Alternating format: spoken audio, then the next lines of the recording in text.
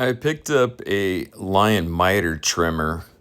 These devices are used for shearing the ends of material. So just think of like a shooting board with a plane and a block, and being able to shoot a miter or shoot the end of a board to make a nice clean surface. It works great for squaring up, miters if you need to do a lot of picture frame type of work. Now, I use it for doing panel frame material. It's especially going to be useful for fitting moldings inside frame parts, like on doors, moldings like that.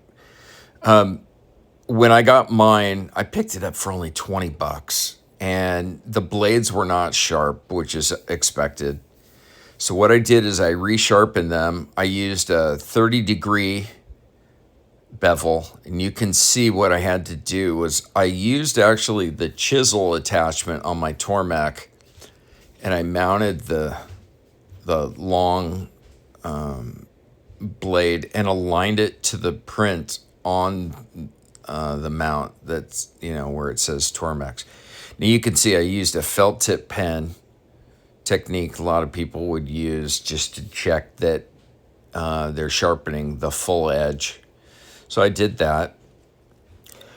You can see when you sharpen one of the blades, you sharpen on one side of the wheel.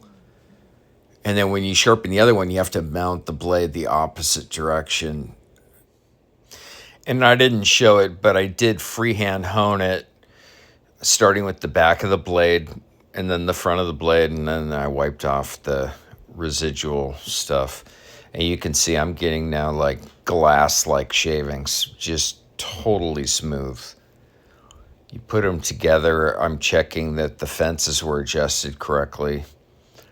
And, I'm just getting perfect miters now, which is great. I mean, this is going to work out really well if I'm doing something like fitting moldings inside a frame on wainscot.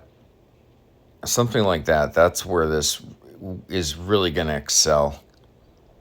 And here's a tip. If you do pick up one of these, I think it's going to be easy to lose the handle or misplace the handle.